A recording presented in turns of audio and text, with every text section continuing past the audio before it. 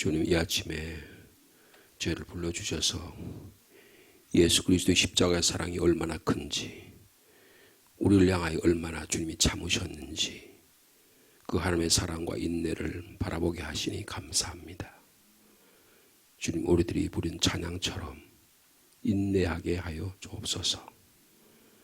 주님, 십자가에서 우리를 향하여 죄인 한 사람 한 사람을 용서하신 그 하나님의 사랑으로 슬픔이 가득 차도, 유혹이 다가와도, 질병과 괴로움이 있어도, 우리의 인생의 짐이 눌려서 암흑 가운데 있을지라도, 내가 저 사람을 도저히 용서할 수 없는 우리의 마음이 있을지라도 주님, 저에게 주님 마음을 허락하여 주옵소서.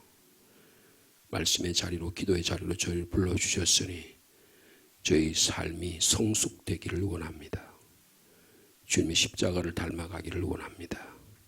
이 조용한 시간에 저희를 불러주셨으니 주님, 저희로 주님 닮아가는 거룩함을 만들어 주옵소서. 기도의 자리로 불러주셨으니 저희들이 소망과 바램과 또 하나님의 뜻을 온전히 바라는 이 귀한 시간 되게 하옵소서. 예수님의 이름으로 기도하옵나이다. 아멘. 오늘 목요일 주신 하나님의 말씀은 시편 15편의 말씀이 되겠습니다. 먼저 시편 15편 다윗의 시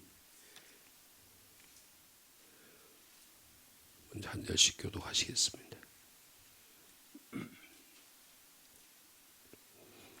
여호와여, 주의 장막에 머무를 자 누구 오며 주의 성산에 사는 자 누구 오니까?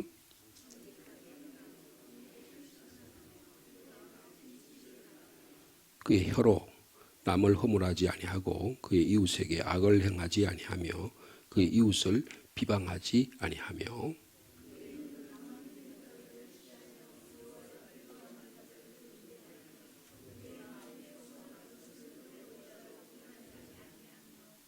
오절 말씀 같이 있습니다. 이자를 받으려고 돈을 꾸어주지 아니하며 뇌물을 받고 무지한 자를 해하지 아니하는 자이니 이런 일을 행하는 자는 영원히 흔들리지 아니하리이다. 아멘. 이어서 두 번째로는 출애굽기 32장의 말씀입니다. 구약성경 창세기 다음에 출애굽기 32장 1절에서 14절까지 말씀이 되겠습니다. 출애굽기 32장 말씀 1절 말씀 제가 먼저 봐드리겠습니다. 백성이 모세가 산에서 내려옴이 더딤을 보고 모여 백성이 아론에게 이르러 말하되 일어나라, 우리를 위하여 우리를 인도할 신을 만들라. 이 모세 곧 우리를 애굽 땅에서 인도하여 낸 사람은 어찌 되었는지 알지 못함이니라.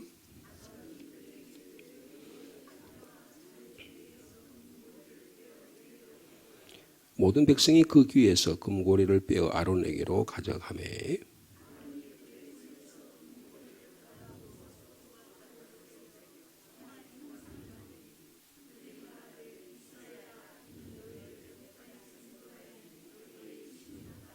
아론이 보고 그 앞에 제단을 쌓고 이에 아론이 공포하여 이르되 내일은 여호와의 절이리라 하니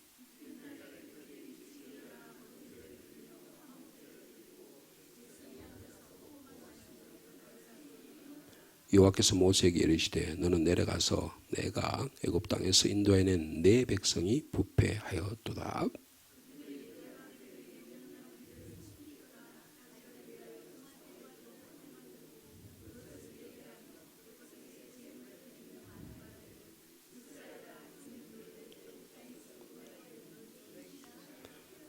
여호와께서도 모세에게 이르시되 내가 이 백성을 보니 목이 뻣뻣한 백성이로다.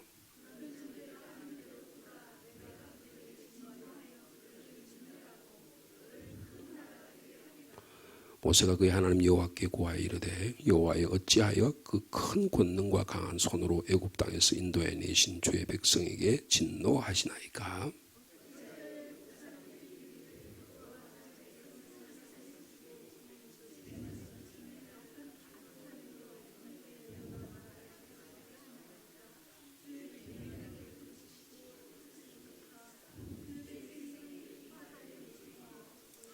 주의 종 아브라함과 이삭과 이스라엘을 기억하소서. 주께서 그들을 위하여 주를 가리켜 맹세하여 이르시기를 내가 너희의 자손을 하늘의 별처럼 많게 하고 내가 허락한 이 온 땅을 너희의 자손에게 주어 영원한 기업이 되게 하리라 하셨나이다.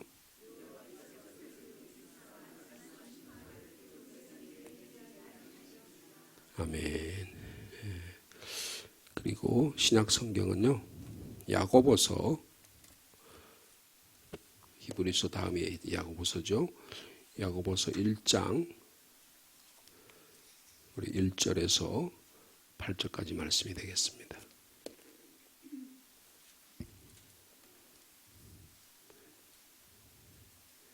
야고보서 1장 1절에서 8절 말씀 한 절씩 교독하시겠습니다.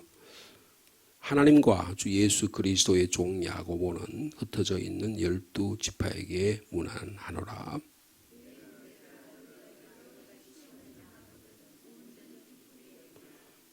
이는 너희 믿음의 시련이 인내를 만들어내는 줄 너희가 알미라.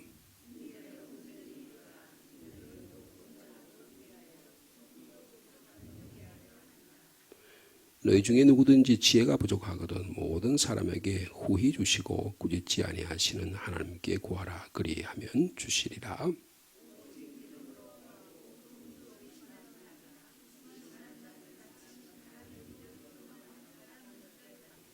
이런 사람은 무엇이든지 주께 얻기를 생각하지 말라. 아멘. 우리 출애굽기 말씀을 보니까 이스라엘 백성이 모세가 40일 동안 율법의 말씀을 받으려고 올라갔을 때 아주 급해요. 급해서 금송아지를 만들어 가지고 아론에게 시켜서 금송아지를 만들어서 이것이 하나님이다, 우리 신이다 이렇게 예배하는 성급한 이스라엘 백성의 모습을 볼 수가 있습니다. 그래서 근데 오늘 이 야고보서, 제가 오늘 야고보서 말씀 잠깐 보려고 하는데요. 야고보서 말씀을 보면 그 교회 공동체가 어떤 곳인가 하는 것을 볼 수가 있습니다. 이스라엘 백성이 430년의 노예 생활에서 하나님이 구원해 주셨잖아요. 그래서 모세와 아론과 그의 누나 미리암이 춤을 추고 하나님을 예배하고 구원의 기쁨을 감격했던 장면이 출애굽기 15장에 나와 있습니다. 그런데 그 얼마 며칠 몇 대 가지고 한 3일 길만 가면 고난과 어려움이 다가오니까 이스라엘 백성이 원망하고 불평하고 시기하고 또 하나님과 주의 종 모세를 비난하는 그런 일들이 금방 일어나게 됐습니다. 먹을 거 달라, 마실 물 달라, 물이 쓰다, 왜 이 길이 험하냐, 우리에게는 왜 고기를 안 주느냐, 온갖 불평과 원망이 쏟아지게 됩니다. 여러분, 교회라고 하는 것이 어떤 것이냐? 오늘 이 히브리서, 야고보서에 보면 교회는 죄인들의 모임이라는 것입니다. 교회는 선한 사람들 그리고 의인들이 모인 이상적인 공동체가 아니라는 거예요. 교회는 죄인인 저희들이 예수 그리스도를 고백하면서 교회에 모여서 그런 공동체가 교회라는 겁니다. 그러므로 교회는 늘 문제가 발생합니다. 교회 때로는 불미스러운 일이 일어나기도 하고요. 교회가 쪼갈라지기도 하고 교회에 수많은 이단들이 나타나기도 하고 이게 초대 교회의 모습이었습니다. 그런데 그러면 교회는 그러면 뭐 하려고 모여서 그런 짓을 하고 그런 일을 하냐 그 말이에요. 교회는 우리의 잘못된 나쁜 이런 행실들을 공개적으로 드러내놓고 그리고 이것을 하나님 앞에서 내놓고 회개하고 바꾸는 곳이 교회 공동체입니다. 야고보라고 하는 분은 예수님의 동생이에요. 그리고 야고보서를 읽어보면 예수님께서 마태복음에 이야기하셨던 그런 교훈의 말씀과 비슷한 것들을 발견할 수가 있습니다. 그러니까 야고보 사도는 이 공동체 교회 안에 이 그릇된 믿음 그리고 잘못된 삶의 행실의 모습을 이렇게 드러내는 거예요. 드러내서 그것을 깊이 있게 들여다보고 그리고 삶의 지혜를 통해서 이것을 해결한다고 할까요? 또 하나님께 더 깊이 있게 나아가게 하는 이런 모습이 야고보서에 기록되어 있습니다. 이것을 뭐라고 하냐면 지혜라 그래요. 지혜라고 말합니다. 그러므로 이 지혜라고 하는 것은 헬라 사람들이 생각하는 것은 어떤 철학적인 사변적인 지혜가 아니라 우리의 삶, 우리의 실질적인 생활에서 반드시 해결되고 성숙한 그리스도인으로 다가가게 하는 그런 삶의 지혜를 말씀하는 것입니다. 그래서 오늘 본문을 보면 당장 흩어져 있는 12지파에게 디아스포라 12지파에게 편지한다고 해놓고 바로 하는 말이 뭐냐 하면 시험당하는 이야기를 하는 거예요. 그러니까 그 야고보, 여러분 야고보 사도는 예수님의 동생 야고보입니다. 예수님의 제자 야고보가 아니고 예수님의 동생이에요. 예수님의 동생인데 여러분 예수님의 동생이 이 야고보서에 안 나타나고 또 어디 나타나죠? 사도행전 15장에 나타납니다.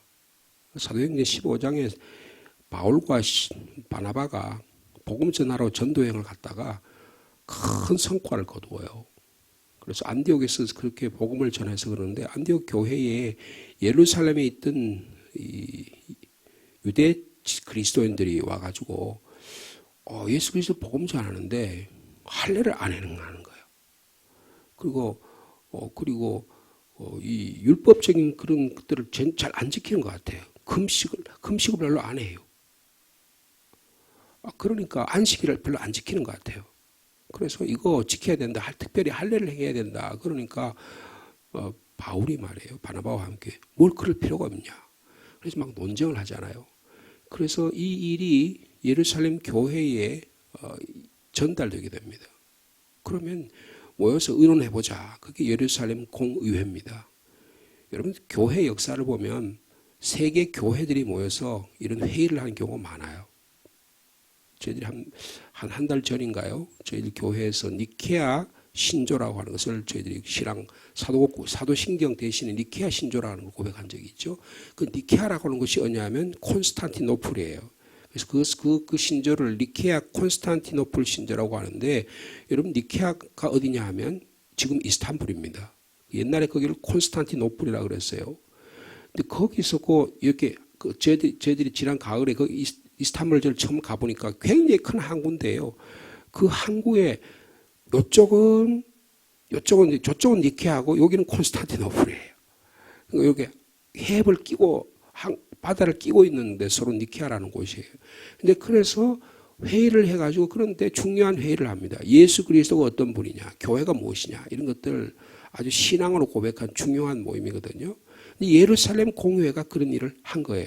근데 그 예루살렘 공의회가 해결했을 때 바울이 나와가지고 우리가 이렇게 해서 예수 그리스도를 믿음으로만 구원 얻는 겁니다. 다른 거 할례 같은 거 베풀게 이방인들에게 유대인이 아닌 이방인들이 그런 걸 요구하면 예수 그리스도의 복음과는 관계가 없습니다. 그렇게 설득력 있게 이야기해요. 그러니까 또 누가 나와요? 베드로가 나와가지고 나도 그런 경험을 했다. 하나님께서 내가 음식 먹는 물 하늘에서 이상한 유대인들이 먹지 못하는 음식을 먹으라 그래가지고 왜 이런 꿈이 나타나냐 했더니 이방인에게 복음 전하게 하기 위해서 그런 일이 일어났다. 그래서 내가 이방인에게 복음을 전했더니 그 이방인이 예수 그리스도를 믿게 돼서 내가 그들에게 세례를 베풀었다. 그러니까 할례 요구해서는 안 된다. 유대인인 베드로가 그렇게 얘기하잖아요. 그러니까 여기에 대해서 결론을 누가 이야기해요? 야고보 사도가 그때 등장합니다. 그래서 이런 일로 인해서 하나님의 복음을 혼란시켜서는 안 된다. 그렇게 이야기하는 주인공이 바로 야고보입니다. 근데 이 예루살렘 교회가 말이에요. AD 한 60년경에 큰 환란이 일어나서 예루살렘 교회가 분열이 일어납니다. 그리고 예루살렘 교회가 대환란이 일어나요. 그리고 예루살렘 교회 안에 예루살렘 지역에 큰 기근이 일어나요. 그래서 사도 바울이 복음 전하고 2차, 3차 전도여행을 하면서 따라다니면서 그 예루살렘 회의 때 무슨 이야기를 하면 제가요 이 복음을 전해가지고 저 세상에 있는 다른 교회 가지고 뭐 고린도도 가고 그다음에 에베소도 가고 큰 교회에서 복음을 전해가지고 그러면 여러분에게 기금을 보내겠습니다. 그래서 사도 바울이 고린도 교회에 약속을 하잖아요. 저 예루살렘 교회가 어렵다. 헌금하자. 그래가지고 후원해가지고 그걸 직접 들고 예루살렘으로 오는 그런 장면이 사도행전에 나타나고 있고 뭐 고린도 서신이나 이런 곳에 기록되어 있습니다. 그런데 이 예루살렘 교회가 어려웠던 거예요. 여러 가지 어려움이 많았는데 그중에 큰 어려움이 뭐냐면 시험을 당하는 어려움이에요. 그래서 첫 번째 이 2절에 자 우리 2절 말씀 같이 읽을까요? 시작. 내 형제들아 너희가 여러 가지 시험을 당하든 온전히 기쁘게 여기라. 여러분 시험과 도전이 다가올 때가 있습니다. 시험과 도전이 여러 가지 방식으로 사방에서 닥쳐올 때가 있어요. 그럼 그것을 어떻게 생각하라고요? 기쁘게 온전히 기쁘게 받아들이라 그렇게 말씀합니다. 이것은 시험과 도전이 우리에게 다가오면 더할 나위는 하나님이 나에게 주시는 선물로 받아들이라고 말씀하고 있습니다. 이게 가능할까요? 여러분 성숙한 신앙이 인격이 형성되지 않으면 대단히 어렵습니다. 그래서 그 4절에 보면 어떤 야고보 사도가 이 흩어져 있는 교회에게 이야기하는 건 뭐냐 하면 인내를 온전히 이루라. 이는 너희로 온전하고 구비하여 조금도 부족함이 없게 하는 그러니까 성숙한 그리스도인이 되도록 하는 것이 야고보 사도가 우리에게 요구하는 바예요. 그런데 성숙하고 온전하고 구비해서 조금도 부족함이 없는 그리스도인이 되게 하는데 첫 번째 조건이 뭐냐 하면 시험이 당하면 하나님이 나를 이거를 통해서 성숙하게 하는 거구나 라고 받아들여야 된다는 거예요. 이게 야고보 사도가 우리에게 주시는 가장 제일 먼저 우리에게 다가오는 지혜의 태도라고 하는 것입니다. 우리가 시험을 겪으면 겪을수록 여러분 내 정말 믿음의 생활이 정말 하나님께 온전할까? 내 믿음의 생활이 하나님 보시기에 완전할까? 라고 하는 것으로 다가온 내 믿음의 실체를 드러내게 된다는 거예요.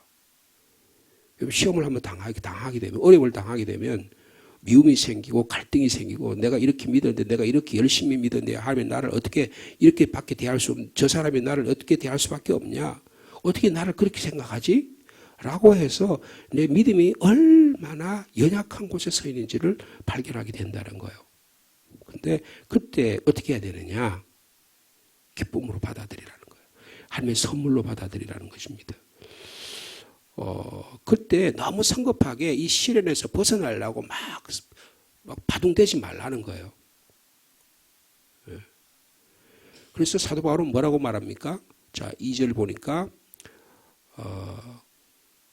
온전히 기쁘게 여기라고 말해서 그 다음 2절에 뭐라 그래요? 이는 너희 믿음의 시련이 인내를 만드는 줄 알미라. 인내를 어떻게 하라고요? 온전히 이루라고 말씀하고 있습니다. 시련을 충분히 참고 견디라는 거예요. 여러분 올림픽에 나가는 선수가 우리나라가 지난번에 금메달 많이 땄잖아요. 근데 이번에는 특별히 젊은 층들이 20대 젊은 우리 이들이 금메달을 많이 땄어요. 그 배드민턴에 단식에 나온 안세영이라는 선수 있었잖아요. 그 선수는 무릎에 막 부상을 당해가지고 전 그 게임 있기 전에 유명한 세계 대회에 나가서도 중국 선수하고 이기기도 하고 지기도 하고 그리고 올림픽에 드디어 우승을 하고 근데 그때 엄청난 많은 자기가 배드민턴 대회에 막내로 해가지고 15살 때부터 해가지고 7년 동안인가 계속 그냥 막내 시중도 하고 그러면서 막 참았잖아요. 참고 참아가지고 그래가지고 금메달을 따냈잖아요. 그래가지고 자기가 울분과 원한과 분노하고 그런 마음을 막 기자회견에서 한번 이야기를 했죠. 그죠? 그래가 야단 법석이 나왔어요. 윤 대통령이 말이에요. 올림픽 전부 다 금메달 따고 은메달 딴 선수들 전부 다 모여가지고 있을 때 뭐라고 이야기했어요? 그 안세영이를 직접 이야기하면서 이 선수처럼 이런 어려움 당한 사람들을 좀 도와줘야 된다. 그런 이야기까지 할 정도로. 그래서 대한체육회가 막 완전히 들썩하고요. 배드민턴 협회가 그냥 새로 계획을 해야 되는 그런 상황까지 있어요. 여러분, 그런데 이 믿음의 시련이 다가올 때 어떻게 해야 되냐? 우리 그리스도인은 어떻게 해야 되냐? 여러분, 그것을 기쁘게 받아들이는 삶의 태도를 가져야 한다는 것입니다. 근데 그걸 하는데 왜 그러냐? 믿음의 시련이 나라의 하나님께서 나를 인내하게 하시는구나라고 하는 것을 바라보게 한다는 것입니다. 인내하는데 어디까지 인내한다고요? 온전히 이루어지기까지 인내한다는 겁니다. 그럴 수 있을까요? 사람과의 관계에서, 하나님과의 관계에서 내가 인내를 온전히 이룰 수가. 여러분, 이 모습은 누구를 바라보는 거예요? 지금 야고보가 예수 그리스도를 바라보는 겁니다. 여러분, 예수 그리스도의 은혜 없이는, 믿음 없이는 결코 이런 일이 있을 수가 없습니다. 내 인간의 능력으로, 지혜로 한번 참아보자. 여러분, 그게 이제 스토아라고 하는 사상가들이에요. 그래가지고 막 참을 대로 참는 거예요. 스토아 사상가들은요, 그냥 계속 참는 겁니다. 죽을 때까지 참는 거예요. 그래서 어떤 사람은 그 철학의 역사를 읽어보면, 참아라. 끝까지 참아라. 그래가지고, 그래서 좀 약간 짓궂은 친구가 옆에서 말이 얼마나 참는가 싶어가지고, 이렇게 앉아가지고 말하자면, 돌을 닦고 있는데 가서 뺨을 한 대 탁 때리는 거예요. 그러니까 이 사람이 자기 참으라 그랬으니까 한번 참는 거라. 그럼 이쪽 때리고 저쪽 때려도 참는 거라. 그 다음 그냥 그 사람에게 별별 행동을 다 하는 거예요. 끝까지 참을 수 있을까요? 여러분, 우리의 육체를 갖고 있는 우리의 모습으로는 참을 수 없습니다. 그런데 사도 야고보는 뭐라 그래요? 인내를 온전하게 받아들이라. 그렇게 말씀하고 있습니다. 충분히 참고 견디라는 거예요. 근데 왜 그렇게 돼야 된다고 생각합니까? 주님 닮아야 된다는 거예요. 주님 닮아야 된다는 거예요. 여러분, 그것이 인내를 온전히 이루어야 될 이유가 뭐라 그랬어요? 예? 너희로 온전하고 구비하여 조금도 부족함이 없게. 여러분, 하나님 우리를 온전하게, 여러분, 성경에 대표적으로 인내를 온전히 이룬 분이 대표적으로 비교하시면 누가 있어요? 욥하고 여러분, 요셉 같은 사람입니다. 여러분, 우리가 지난 부흥성회 때 요셉 이야기를 그 부흥 강사님이 이야기하셨는데, 요셉이 시편 105편에 보면 요셉이 말이에요. 감옥 생활할 때 목에 착고를 찼대요. 그리고 사슬을 메고 다녔대요. 여러분, 수치와 부끄러움이잖아요. 자기가 부족하게 정직하게 다 행했는데 너무나 부당하게 그런 일을 당했잖아요. 근데요, 하나님께서 들어쓰시기 위해서 길이 참는 거예요. 온전히 참는 겁니다. 여러분, 그런 자를 들어주셔서 하나님께서 사용하신다는 거예요. 정치, 경제, 사회, 문화 모든 영역도 그렇습니다. 우리 인격이 온전히 욥이라고 하는 분은 자식들이 한나절에 다 죽었잖아요. 자기 갖고 있는 수많은 재산이 완전히 다 박살이 났잖아요. 거기다 자기 몸에 피부병이 걸려가지고 도저히 견딜 수 없어서 부끄럽게 막 온몸을 긁어대고 그냥 발바닥부터 머리까지 도저히 견딜 수 없는 그런 고통을 경험했잖아요. 거기까지도 참겠는데 자기 사랑하는 아내가 여보 이러려면 말라고 그러냐. 하나님 저주하고 죽어란 말이야. 그래가지고 아내가 떠나잖아요. 개인적으로 그 다음에 자기의 자녀 관계 심지어는 부부생활까지 다 박살이 났습니다. 근데 욥이 어떻게 해요? 그거까지 참는 거예요.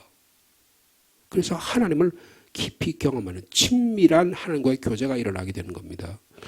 여러분, 그러니까 우리가 시험을 당해가지고 그걸 온전하게 선물로 받아들이고 그리고 인내를 이루어서 뭐 하려는 거예요? 주님과의 긴밀한 친밀한 인격적인 관계를 만들어 간다는 거예요. 여러분, 그런 자를 하나님이 들어쓰신다는 겁니다.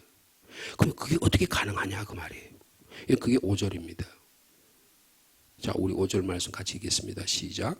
너희 중에 누가 지혜가 부족하거든 모든 사람에게 후히 주시고 꾸짖지 아니하신 하나님께 구하라. 그리하면 주시리라. 우리가 어떻게 해야 되는지, 내가 어떻게 온전하고 구비된 인격적인 사람, 시험을 당했을 때 이런 인내를 가지고 만들어낼 수 있는 온전한 인내를 이룰 수 있느냐. 방법 하나밖에 없어요. 기도 생활이라는 거예요. 기도 생활이라는 거예요. 여러분, 기도하는 가운데 주님 앞에 눈물로 호소하지 않아요. 주님, 제가 너무 억울합니다. 제가 요셉이 감옥 생활에서 해서 뭘 했겠어요? 사도 바울이 필립보 감옥에서 뭘 했겠어요? 기도하지 않았겠습니까? 이 시간이 기도의 시간이 되기를 바랍니다. 너무 억울하잖아요. 그래서 누구든지 지혜가, 그러니까 여러분, 우리에게 인내를 못 이루는 것은 지혜가 부족하기 때문입니다. 그럴 때 어떻게 하라고요? 모든 사람에게 후히 주시고 꾸짖지 아니하신 하나님. 하나님 뭐라 그래요? 후히 주시는 하나님. 구하라 그러면 주실 것이요, 찾으라 찾으려 할 것이요, 두드리라 그러면 열릴 것이니 그 하나님께서 그렇게 주시는 하나님이시다. 후히 주시는 하나님이시다. 그리고 네가 그렇게 불평하고 원망하고 내 앞에 와서 막 울부짖고 하면 네가 왜 그 모양밖에 못 사냐고 말씀 꾸짖으신 하나님이 아니라 다 받아주신 하나님이다. 그런데 그러니까 그분에게 구하라. 그리하면 어떻게 한다고요? 주실 것이다. 여러분, 이 시간에 하나님 아버지께 기도할 수 있는 귀한 시간이 되시기를 축복합니다. 하나님은 기꺼이 도와주시는 하나님이십니다. 그럼 우리가 하나님의 도움을 받게 될 것이고 그분이 도움을 구할 때 우리는 부끄러움을 당하지 않게 된다는 것입니다. 그러므로 망설이지 말고 믿음을 가지고 담대히 구하는 이 귀한 아침이 되시기를 바랍니다. 여러분, 기도해놓고 염려하지 말라는 거예요. 그렇죠?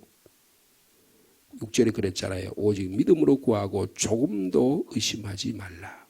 의심하는 자는 바람에 밀려 요동하는 바다 물길 같으니 무엇인지 주께 얻기를 생각하지 말라 그랬습니다. 야고보 사도가, 우리가 이런 이야기 많이 들으셨죠? 야고보 사도는 여러 해 동안 무릎을 꿇고 작정을 기도하면서 자신의 하나님을, 주님을 자기의 개인적으로 자기 형님이잖아요. 자기 육신의 형이 되는 예수님의 십자가의 모습을 닮아갔어요. 야고보는요, 예수님이 십자가에 죽고 부활하시기까지 믿지 않았습니다. 근데 초대교회가 생기고 나서 야고보가 예수 그리스도를 믿는, 그래서 예루살렘 교회의 당회장이 됐어요. 근데 그가 지금 이게 높은 자리에서 이렇게 이야기하는 거, 늘 기도하는 자리에서 이런 이야기를 한 거예요. 그래서 이 야고보 사도를, 이 사람의 별명이 뭐냐면 늙은 낙타 무릎이에요. 여러분, 낙타가 사람을 태우려면 어떻게 합니까? 무릎을 꿇어야 됩니다. 그래야지만 낙타를 탈 수 있는 거예요. 무릎을 꿇은 상태에서 기도했다는 거예요. 여러 해 동안 작정을 기도하면서 보면서 무릎에 굳은 살이 박혀서 야고보 사도의 별명이 늙은 낙타의 무릎입니다. 이 모습을 보여주는 거예요. 기도야말로 지혜의 근본이요, 지혜의 기초요, 지혜의 근원이다. 여기서부터 비로소 온전한 인격이 비롯된다고 말씀하고 있습니다. 오늘 귀한 기도의 시간에 여러분 나오셨는데 여러 가지 시험을 우리가 당하고 있습니다. 그래서 온전히 기쁘게 이길 수 있는, 그것을 이길 수 있는 힘이 어디 있느냐, 인내를 온전히 이루는 게 어디 있냐, 기도에 지혜가 있다는 거예요. 하나님 우리에게 놀라운 은혜를 주셨습니다. 기도의 자리에 불러주셨다는 거예요. 여러분, 이 기도 가운데서 주님 앞에 구하면 후히 주시고 꾸짖지 아니하는 하나님께서 응답해 주실 줄로 믿습니다. 이 놀라운 은혜가, 그래서 내가 더 주님과 깊이 친밀하게 주님과 인격적인 관계를 하는, 그래서 예수 그리스도 닮아가는 복된 하루의 삶이 되기를 축복합니다. 주님 감사합니다. 흩어졌던 저희들에게 다시 불러 모아주시고 너희가 여러 가지 시험을 당하거든 온전히 기쁘게 여기라고 말씀합니다. 이스라엘 민족은 구원받았습니다. 430년 노예 생활에서 구원받았습니다. 광야 생활하면서 주의 종을 통하여 날마다 만나를 주시고 메추라기를 주시고 발이 부르트지 않게 40년의 광야 생활을 주셨습니다. 하나님께서 율법의 말씀을 허락하시기 위해서 40일 동안 모세를 시내산에 부르셨는데 그 40일을 기다리지 못하고 성급하고 초조해서 우상숭배를 하고 광란의 춤을 추고 자기 자신이 생각하는 신으로 하나님을 격하시켰습니다. 주님, 우리가 시험당하기 쉽습니다. 시험당할 때 하나님이 나를 주님 닮아가라고 만드시는구나. 이 시험을 온전히 기쁨의 선물로 받아들인 은혜를 허락하여 주옵소서. 믿음의 시련이 나를 인내를 만들시기 위해서 하나님이 사용하신 방식이라고 믿어지게 하시고 욥처럼 요셉처럼 인내를 잘 이겨내는 저희들 되게 하여 주옵소서.